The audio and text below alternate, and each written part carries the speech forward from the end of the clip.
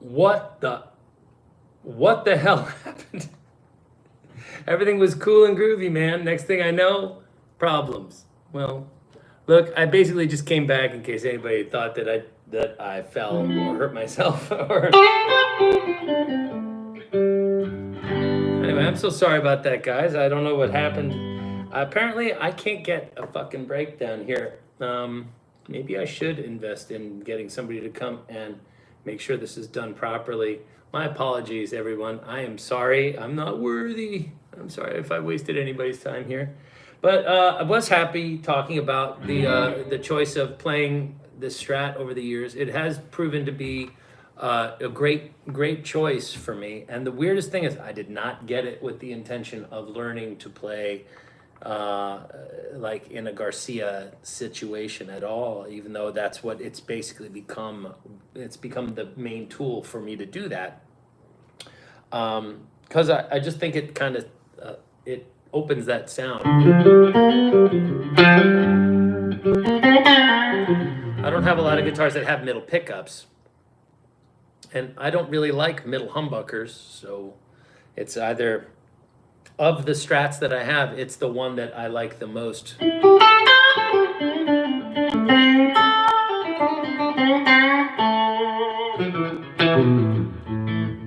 I know somebody out there asked a couple of questions at the very end of the earlier stream, and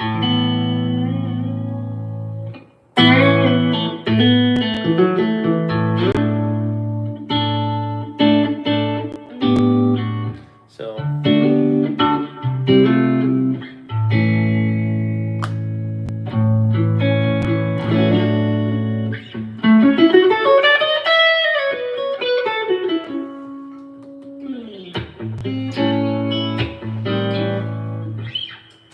what's this?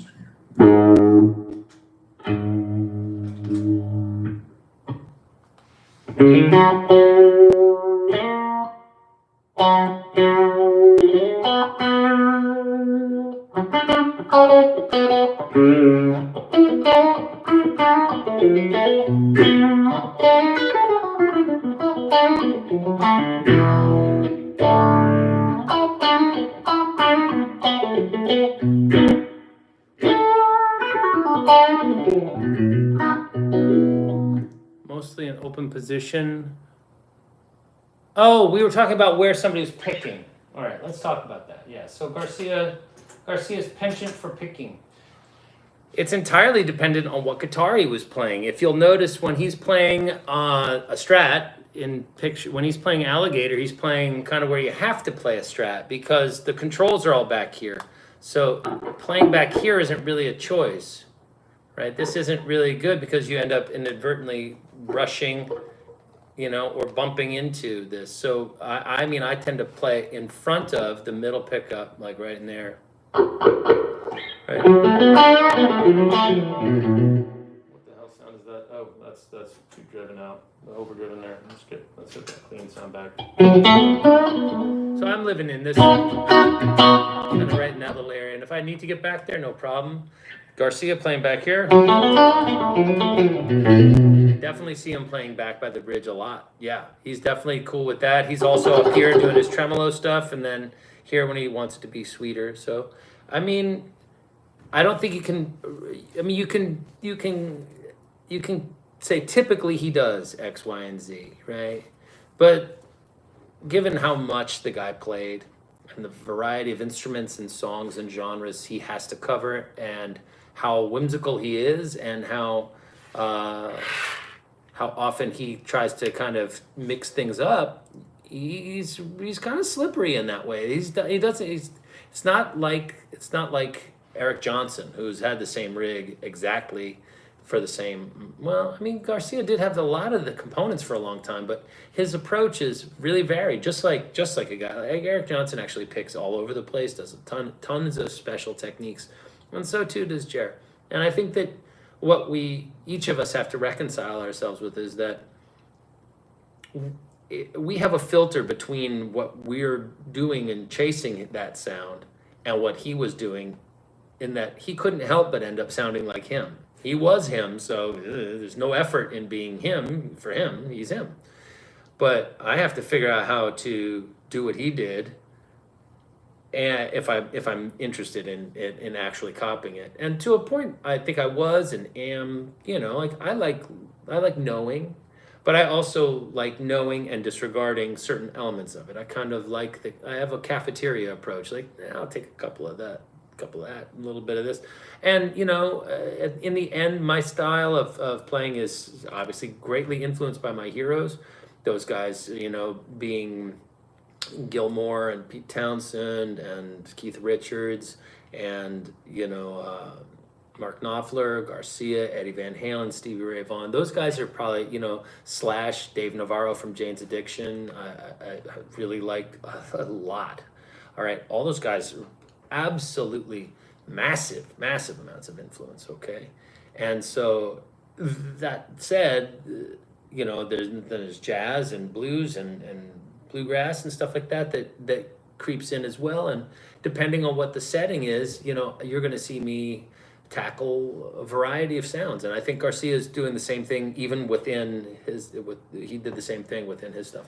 How did he do that tremolo close? I don't think he does that back here. He doesn't do that back here. You might see him do it just like more like a Dick Dale kind of thing, like that kind of thing where you see but that's different. The thing is, here's what's happening though. It's not so hard to pick really fast back here. All right, bluegrassers tend to, as they get faster, they come back towards the bridge. Why? There's more tension, so they get off the string. In order to make this string up here in the middle go, you actually have to be like boing. It's like the whole string has to move from the pick. But you come back here, you can hit it, and it kind of just gets off. So you'll see that people, as they pick faster, tend to come back. All right, and that's just physics. Like there's just less resistance. Well, there's more resistance, so you get off. It's like you kind of hit it rather than it going and bending a little bit with the pick. All right, but the tone up here is undoubtedly. It's funny, like just being behind the pickup, on top of the pickup, or in front of the pickup. If we go to let's shoot for that middle pickup here. If I'm right on top of it.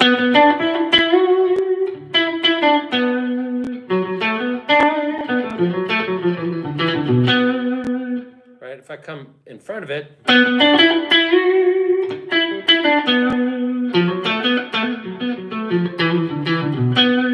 then I come back here.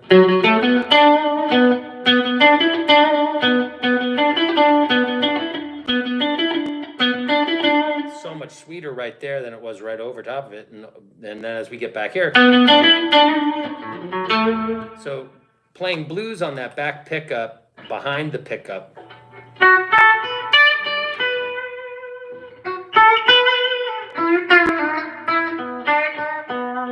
It's really hard because you want to be able to mute, right?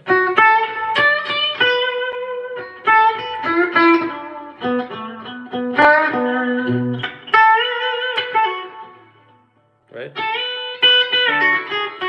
So when I'm playing, let's say I'm doing, where's that?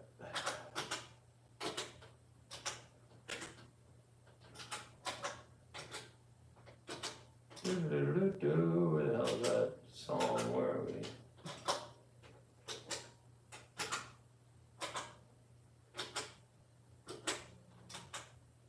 Huh. Where are you? Where's the chart? What's the problem with this thing? It's so many songs in this set list here. Okay, so when I play this, right? This is an end of shakedown, right? All right, if I'm on the bridge pickup and I'm doing, see how much more like it sounds like a synth, right? Instead of up here, if I'm going, nothing shaking on Shakedown Street, right?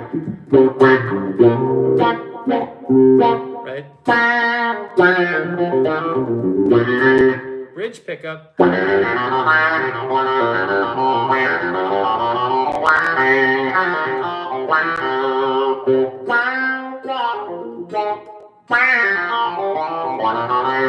Really funky back there.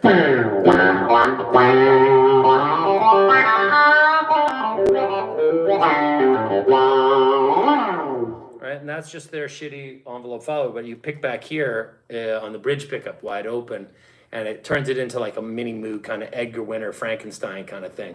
If you're interested in that, you might want to. Do I use a 2mm? This right here, I use these two picks, right?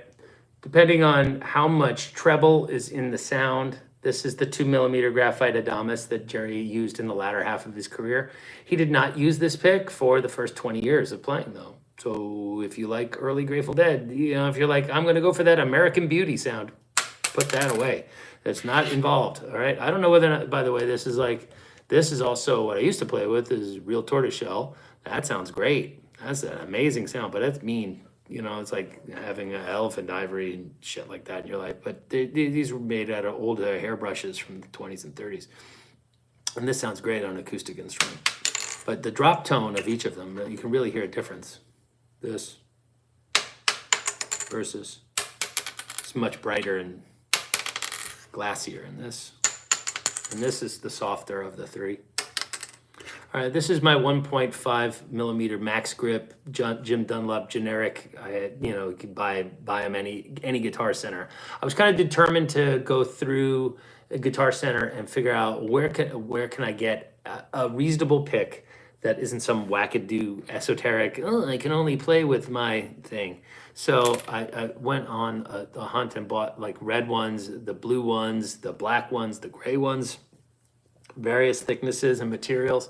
This is this kind of blue 1.5mm. It has a little grippy thing on it, and it's a little sweeter sounding. So if you're curious, here we can hear it on the if I do let's ditch the filter. Let's go to so if we do that, right? So if I go, let's do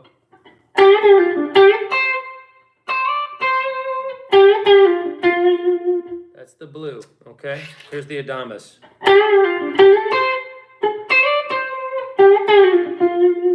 Now, I don't hear too much of a difference there, but when I'm strumming,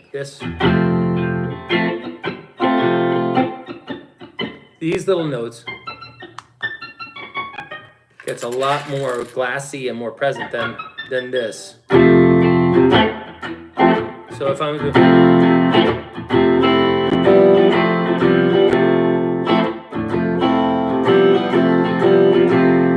versus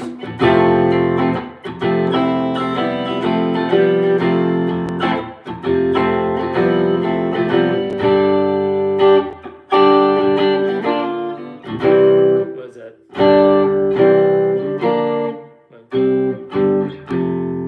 It's been a while since I've done a terrapin.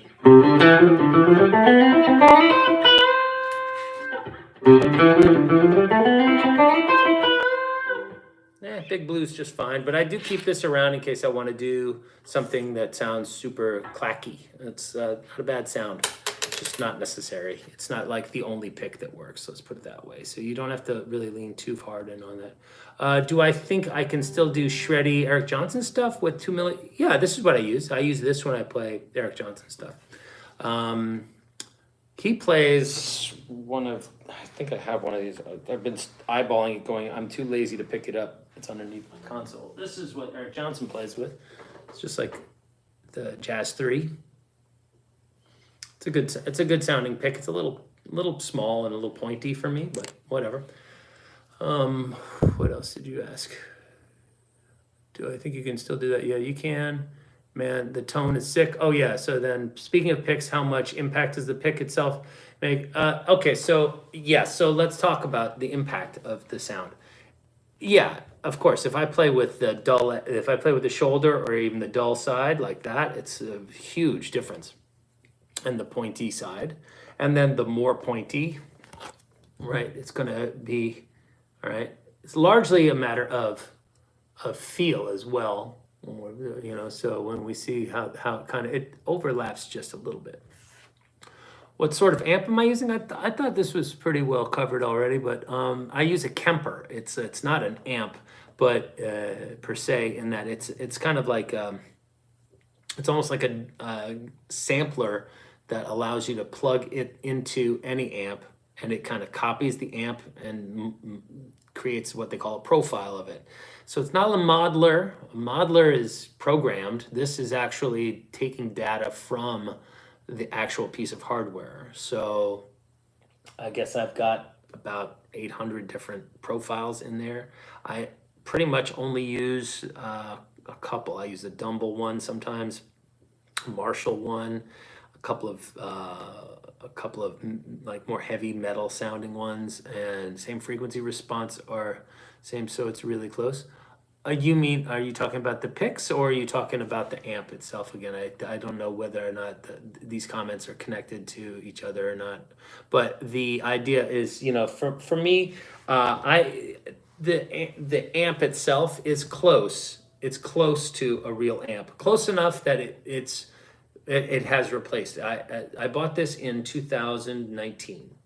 I haven't used or missed my amp at all. I don't even they're not even in the house. I brought them to my friend's recording studio.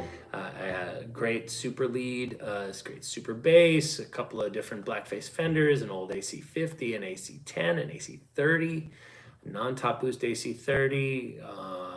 I think I have like an old bullshit, like kind of almost tweed kind of amp. Gulf 3 Gubbin says using a thick pick is like using a pencil made of rubber to draw. It is very akin to the equivalent of if somebody asked you to sign your name on this and you're like, you kind of, the paper keeps moving from you. It's kind of, he's a pretty articulate guy, and I think generally speaking, he's on the money. I don't think he uses a thin pick himself. I know, but my heroes did. I mean, Eddie Van Halen used a pick. So that was really thin, and it sounds dynamite. So you tell me, it's kind of like, in the end, I don't really care what anybody uses in order to get it done. I just know that this helps me sound less snappy. When I use a pick that has more flex, it kind of creates this popping transient sound on the strings, especially with an acoustic. The acoustic is really kind of was kind of like my benchmark for whether or not so these, I don't play these on the acoustic so much. I usually use this I've had this pick for 20 years, so.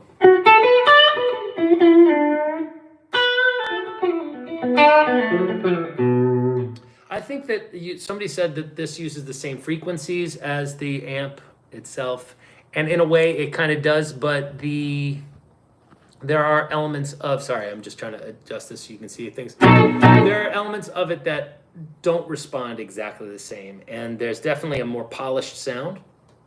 It's an addictive piece of gear. It doesn't really react differently.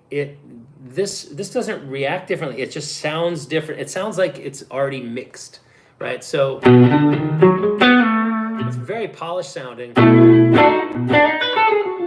And for me, the only time I really hear it sound digital is on the fade out of notes. Like as the note is going and going down, it kind of, as it loses its power to be handled by the computer that's in there, as it kind of demurs to silence, it kind of gets pixelated and kind of goes a little, kind of does something as it fades away.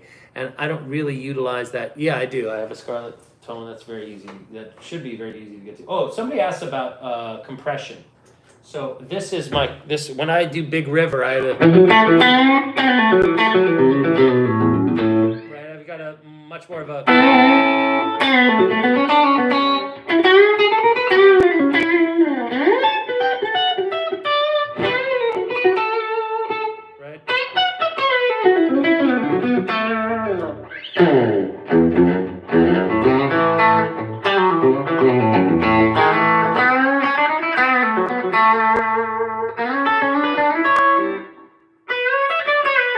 Right, that kind of stuff. That's for like Big River and stuff. Whoa, we're not gonna need that. Scarlett, you wanted, eh? Let's see what we got here. So when I do that, that's how you experienced. So we come back. My uncle. This is a nice sounding amp right here in this.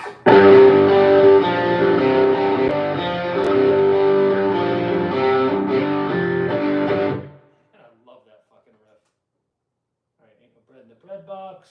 What do we got here? Where are we? Shining Star, the maker, in Minglewood. Give me a second, fellas. I'll show you what I got cooking here. So as we come back, there we go. Uh-oh. Yeah, I think I went the wrong direction.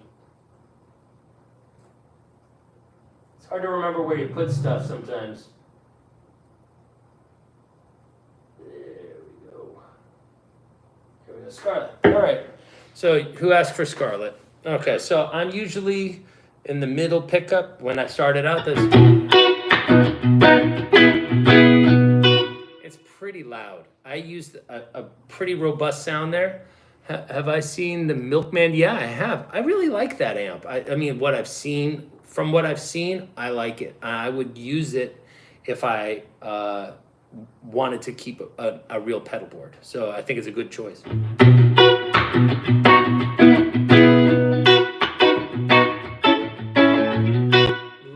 Presence and detail in there. It's just like really kind of, it's great. This sounds just like a deluxe reverb, but the Milkman does.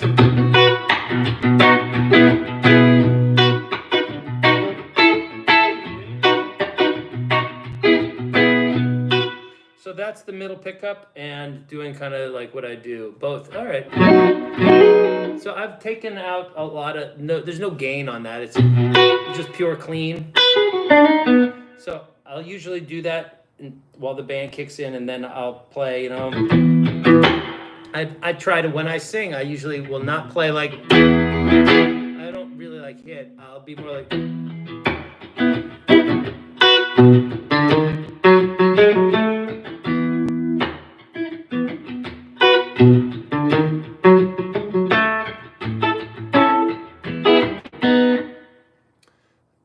can I plug the Kemper into an amp, or do you just you can just literally hand the guy a cable and go make that come out of the two main speakers at the club.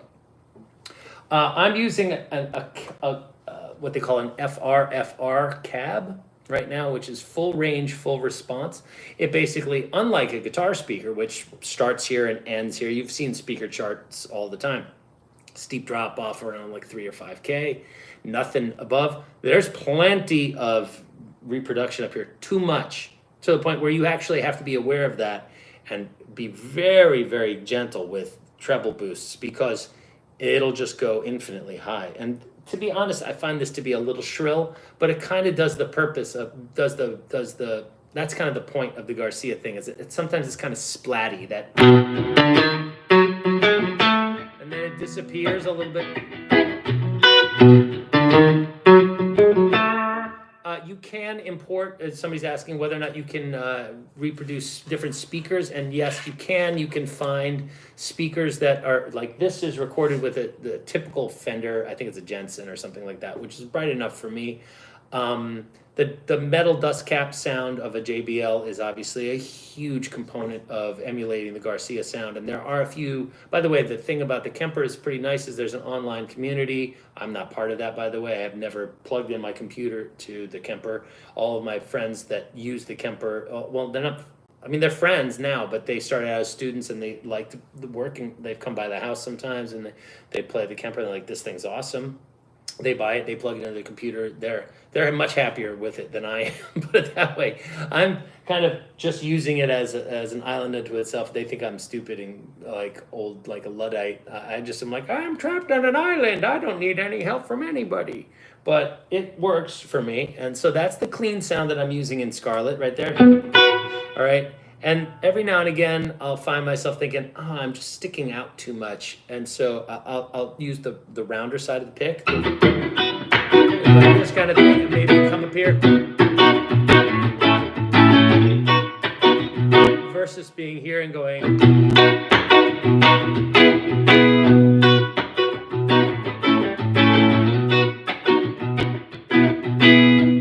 But really, it's mainly about just keeping it chill with the right hand.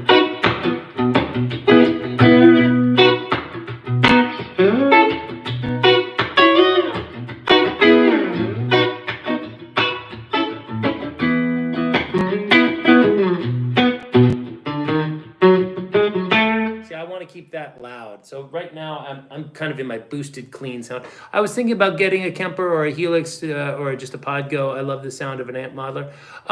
There are elements of all those items that I think you would love, and it would be a very valuable creative tool. Even if at best like a travel rig is really nice to be able to just literally put this little tiny thing in your suitcase or in your gig bag and go someplace and plug your headphones in when you go home for the holidays or something like that. Say you're going to visit your parents or something like that, or your girlfriend's place or something. It's really nice. I absolutely love it. I haven't looked back. There are elements about it, like I said, in the upper register that are a little artificially bright, that are a little, I'm so used to a speaker that that rolls off the high end, like Celestians or something like that. Somebody asked which specific FRFR I'm using. I'm using an amp made by a company called Atomic, and I absolutely love that's the best speaker that I've ever heard my rig plugged into. Having plugged into QSC monitors and just straight out of the board and out of my studio monitors, I love that mated with my rig. Oh, it's wonderful. I love it. I think it's great. Atomic CLR Neo. It's about $1,000 for a 1x12.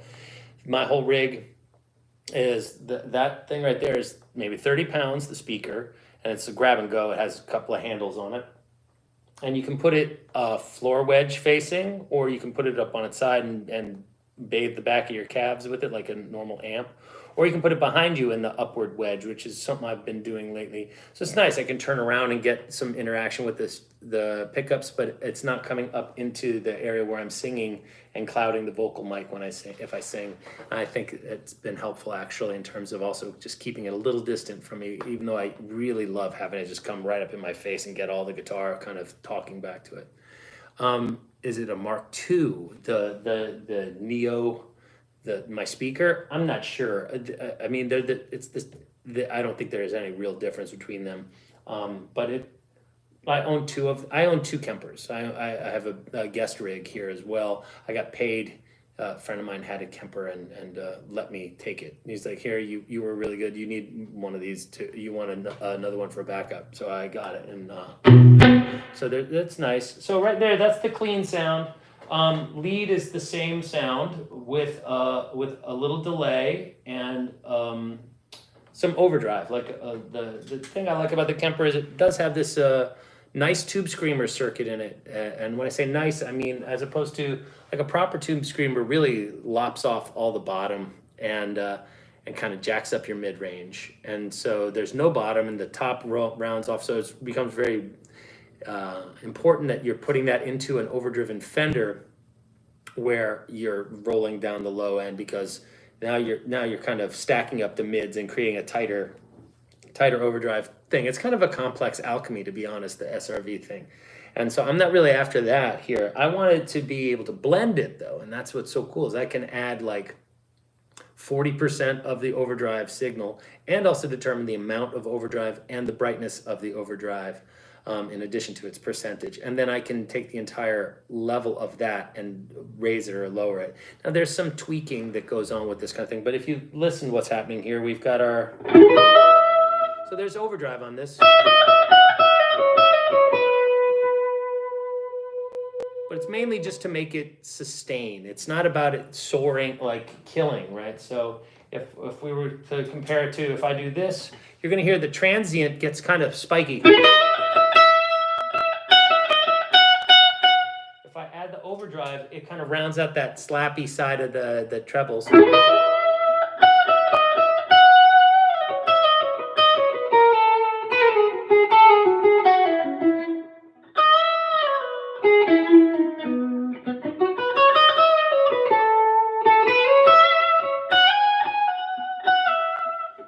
I think it's more like there's a parallel signal chain in there. So you're hearing some of the original sound of the thing, and then you're blending in. Now you can have 100% and it sounds great. It sounds really nice.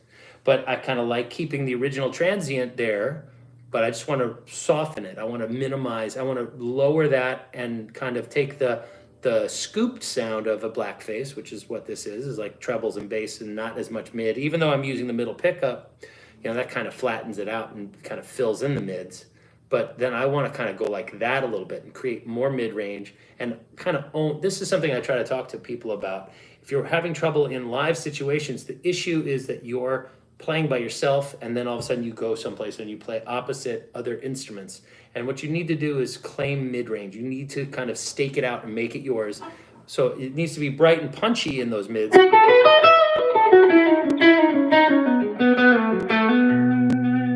And not super deep in the basses, because that's already spoken for. Like, that's why you hired a bass player or bought that you got a bass player to work with you.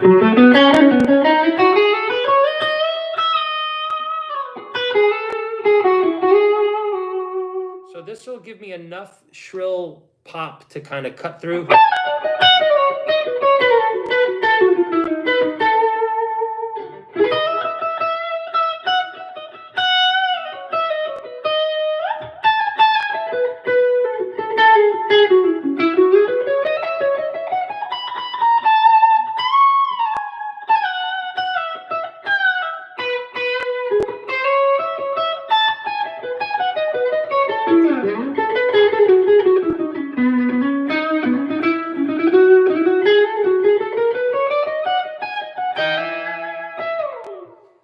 Quite nice. There's a little delay on there, and then there's a little bit more level because I've asked it to kind of take me up, right? And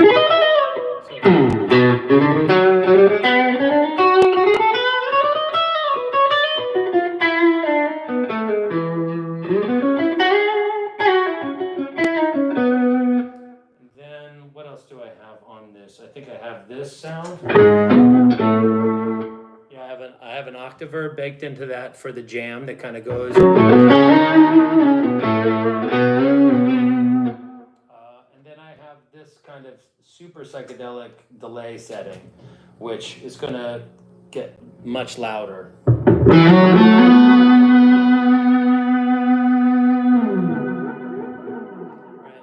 This is where things get really kind of interesting about the Kemper, is these kinds of effects simply weren't available back in the 70s. At least not without having a full rack and being like, by the way, shout out to my boy from King Crimson, Robert Fripp. I hope you are doing well. I hear he is ill, unfortunately. So the idea is that we've got a pitch up on the delay. So we've got, and it's backwards. So we've got, if I go backwards, so there's quite a lot of stuff going on there. All right, I believe I'm using a fuzz face into the Tube Screamer, which I love Goose. I think Goose is great, although I think that they sounded better back when Rick didn't have the new custom to Lewis guitar. I liked them more on the PRS and into the Boogie rig, with the 1x12. I thought that was the shit.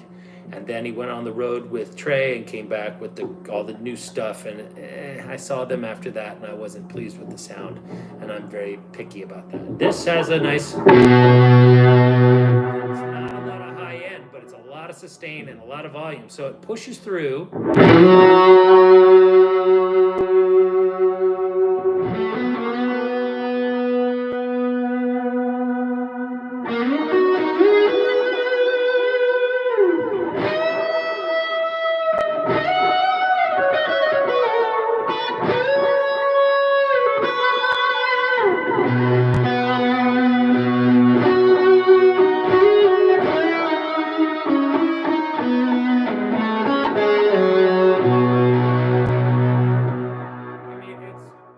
It's massive, and at the same time you're allowed to go in there and tweak every little parameter if you want to.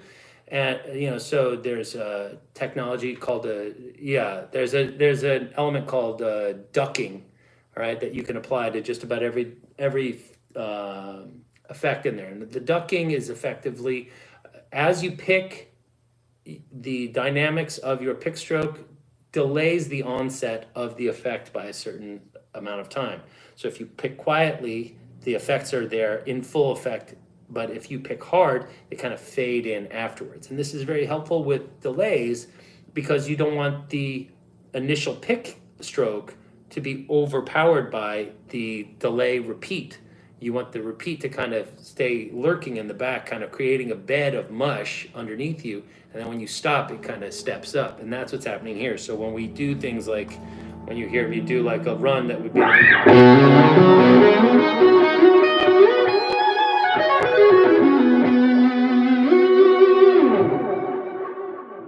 all of a sudden after I stop, the delays come up. And they stay out of my way while I'm doing my thing. And it's really quite nice. All right. If I put on that delay and the octaver, we're going to be, it's going to be.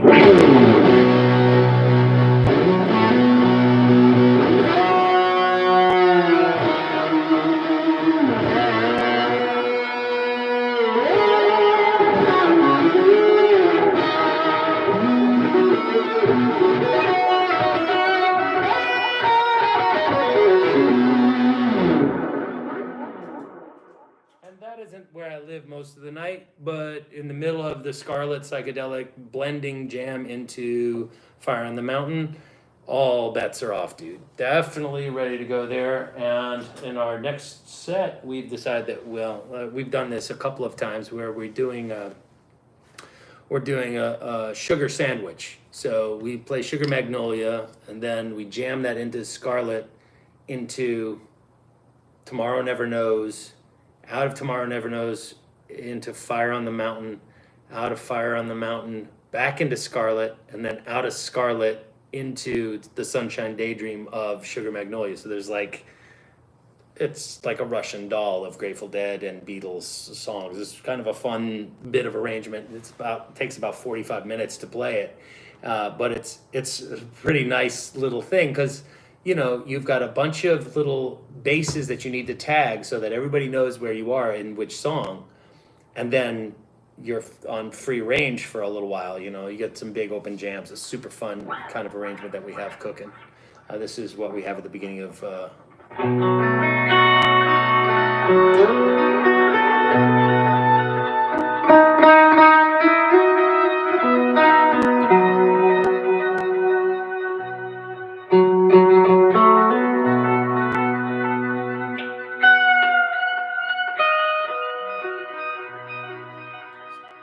Super fun. I mean, I love playing with my band. My only issue is that we don't get enough gigs because New York sucks. There's only a couple of places that we want to play that we can play.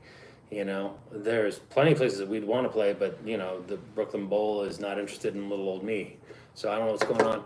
Let's see if anybody's got any other questions about the Kemper or anything like that. One of the reasons why you bought a PRS, the semi-hollow, yeah, very, very Eric Johnson-y. So yeah, so I own a PRS semi-hollow. It's a great instrument.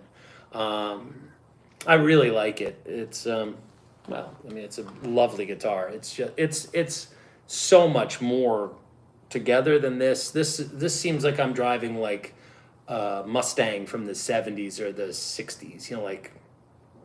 This feels like a classic car with a few modern touches that help it kind of compete.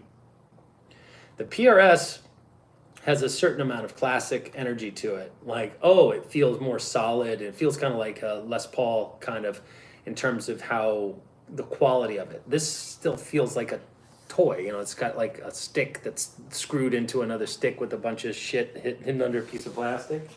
But check this out, if you've got a second.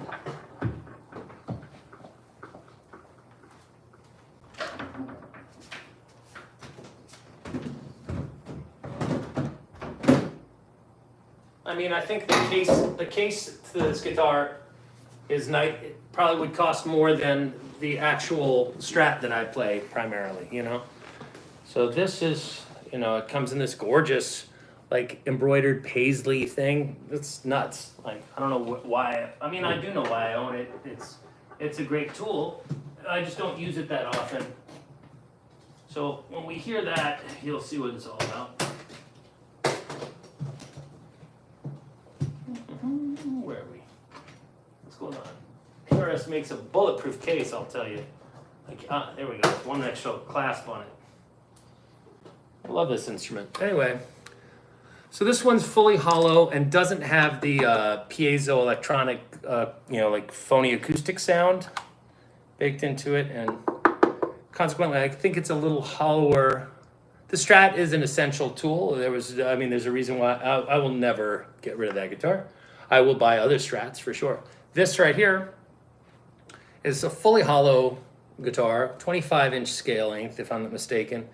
Solid and exposed raw rosewood neck. And I will tell you, you are a soulless creature if you put your hands on this and don't feel something magical happen with that raw wood. It is something else. So let's hear it. Now my big beef with these guitars was always that I didn't feel like they had their own voice compared to, you know, in a particular.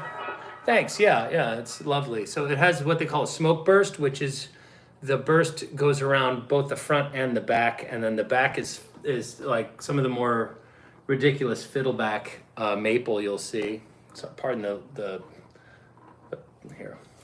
Get rid of that for a second. Where are we? That should be sleep. So now you can see it just regular without that purple stuff. It's nice. It's a really, it's a little organic colored for me. Generally, I prefer more vibrant tones of color and stuff. What do I got here? What sound is that? All right, so let's see. We'll go back to that. We'll go back to the Scarlet sound. Then you can see what it was like A being. So if I'm in the middle pickup, it's out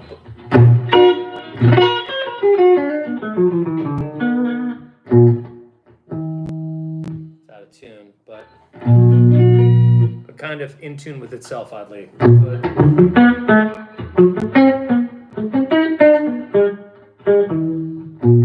Right, it's got a different sound. That's in the middle pickups, and it's quite perky in there. You know, it's got a nice little kind of reminds me a little bit of a 335 in that regard.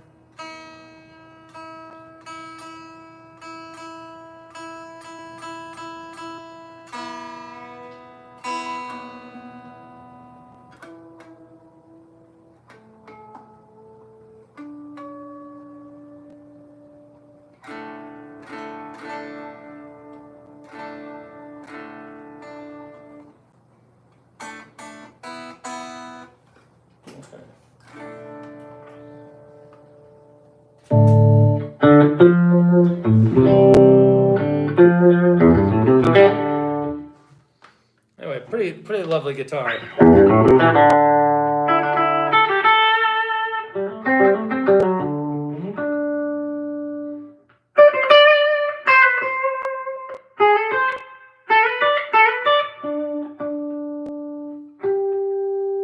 Can't help it. I've been listening to that first Grateful Dead record a lot lately.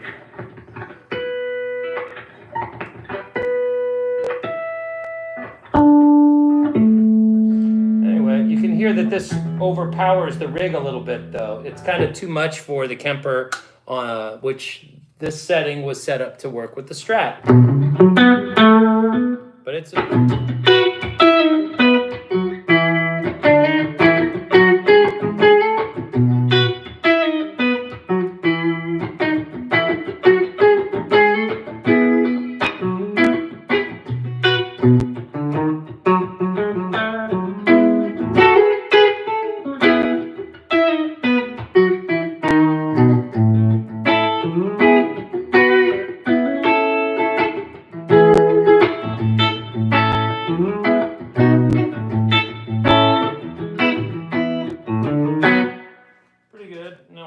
on the gas here, get a little overdrive. We've got our same little sound.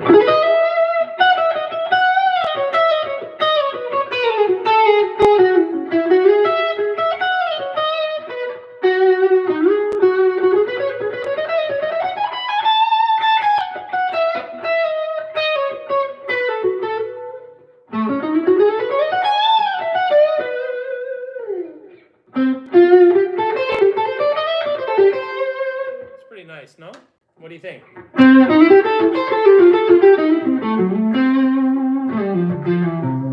That's just the neck. Pretty thick.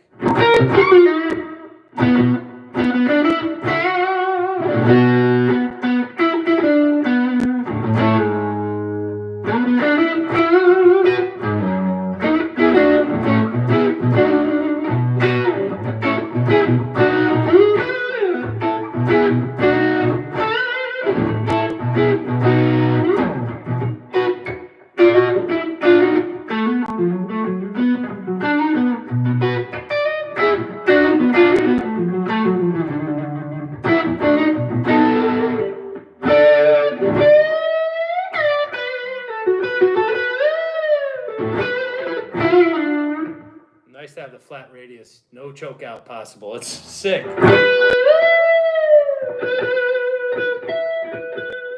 Bending a fifth. Sorry, a fourth.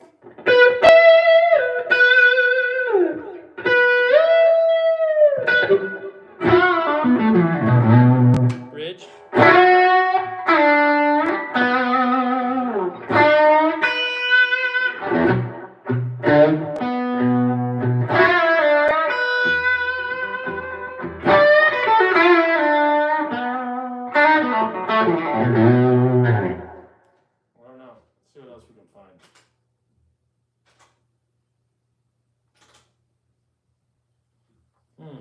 That's probably going to be nasty.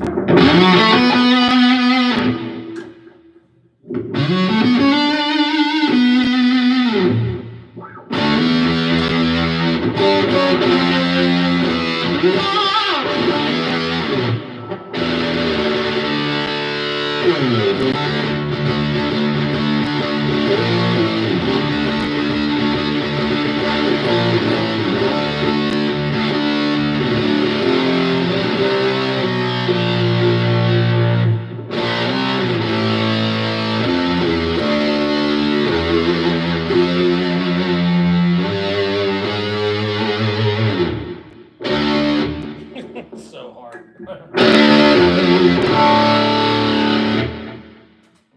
that's kind of gnarly.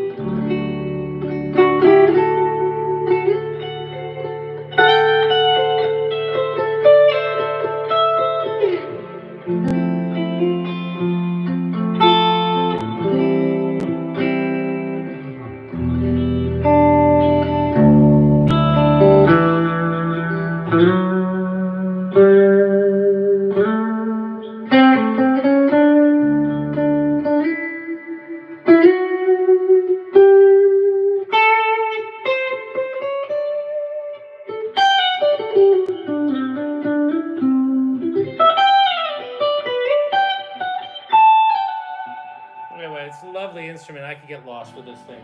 Probably will do that a little bit later tonight. One last thing I'll leave you guys with. Definitely you got to work on arpeggios. I've been working on something a little bit. It's been super fun to talk about with some of my students. Let's see if I can get a decent sound here.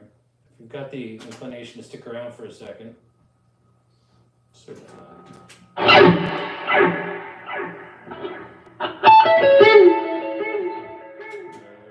let's do this. All right, so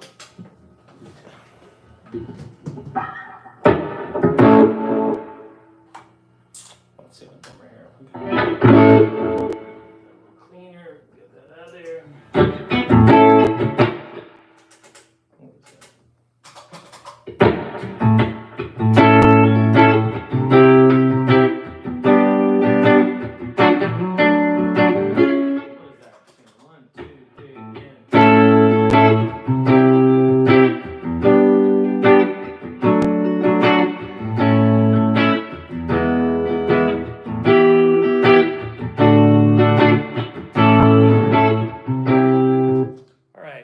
This is my little etude on arpeggios and how to get better at playing arpeggios. All right, and I use this sample in a jar thing from Fish to teach it.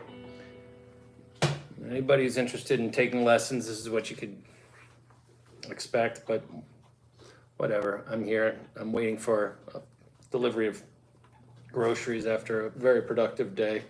So I'm happy to be kind of fucking around down here with the guitar. So let's do this. I'll just grab a practice strap here. If you guys don't own a practice strap, I suggest you invest in one that only this doesn't have enough to actually be anything other than I'm sitting down and enjoying playing the guitar strap. Right? So fish, right? Sample in a jar. Anybody familiar with or appreciate Trey Anastasio's playing? I don't know. This is A major, C major, G major to D, then A, E major, E minor to D.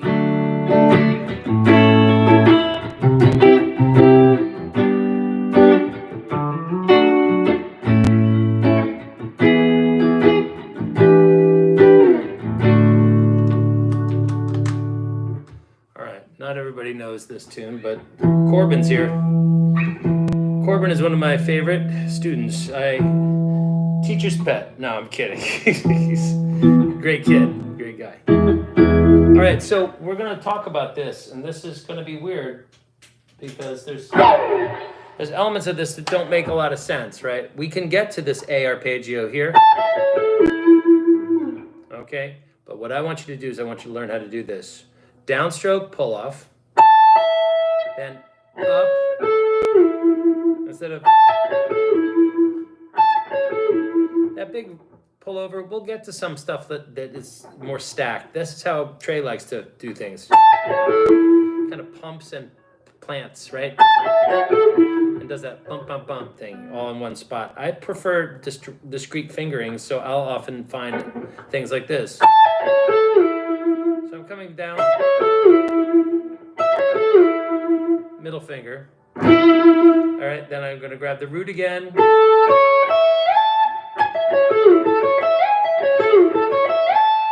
Okay, and that's kind of the idea. It's right there. So if I can add a little delay to it. Too much. Let's do a little bit more of this. A little less of that.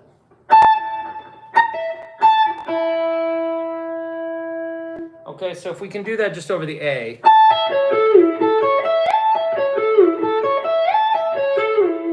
All right, then we should also then be able to stop. Don't slide all the way up to the A, slide up to the G and get this. So now we have 1 and 2 and 3 and 4 and 1 and 2 and 3 and 4 and. So A, C. So the A from the root, the C from its fifth. Then we're going to grab G from its root, and then D from its third. And you'll see that just like we had the backward slide on the A and G triads, on this D triad we're going to slide up. So that's 3, root, 5, 3, root, slide up to 3. Instead of going, we're going to go, because that puts us right in place to now grab the A triad again. Then we have an E major triad to slide into. Then an E minor triad. And then slide into a D triad and then go right back the way we came. So the first D we slide up. The second one we do. All right, so over top of our progression, A. Wow, that's loud. I'm gonna have to give that again. Can't have that be quite as loud. Let's get rid of that. 1, 2, 3, 4.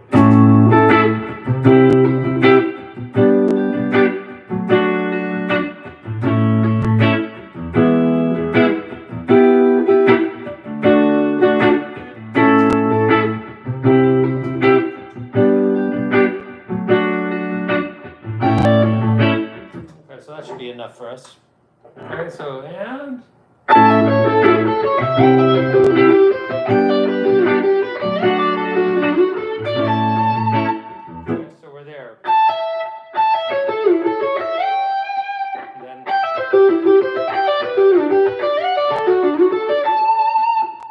really, really nice little exercise, little etude to learn how to play these types of arpeggio shapes.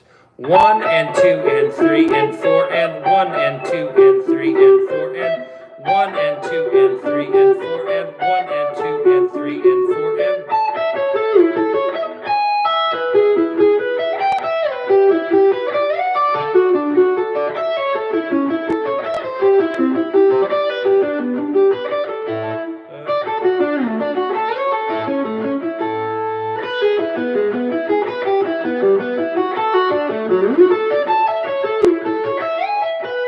It's so fun, right? So that's going to be the A, C, then G, and then D,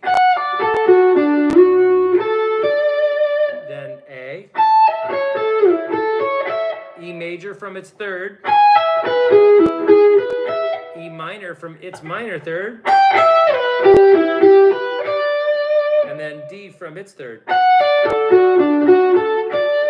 we're going to grab A from its fifth, C from its third, G from its fifth, D from its root, A from its third, E from its fifth, E minor from its fifth, and D from its fifth. And then we slide up all the way here, and then key up and play it again. 1, 2, 3, and.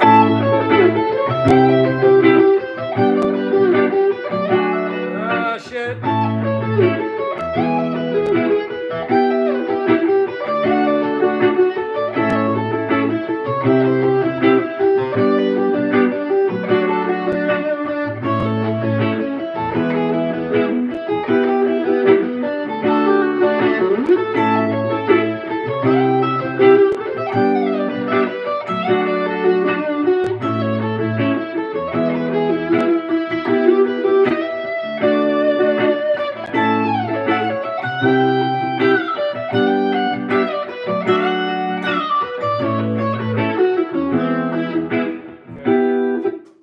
Lovely etude for practicing chord tone soloing. I must say I don't practice it nearly enough since I designed it, but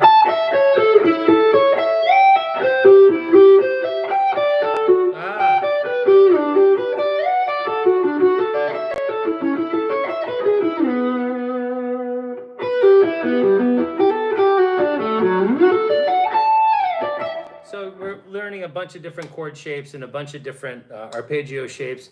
Corbin, this is probably what I was intending on teaching you if you weren't so busy working out of town this week. So if you're paying attention there, champ, get ready to eat your veggies. All right. Anyway, this is a fun little workout, but it's quite a bit. Okay.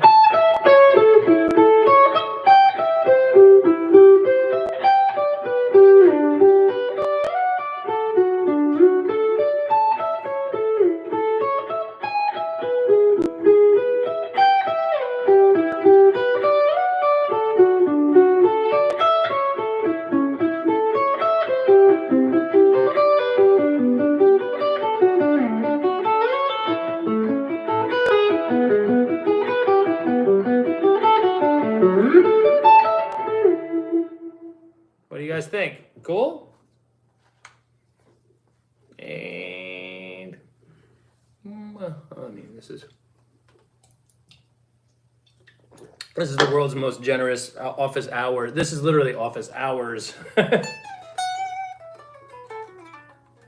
Cool. All right, listen, guys. I'm gonna take off. I gotta go and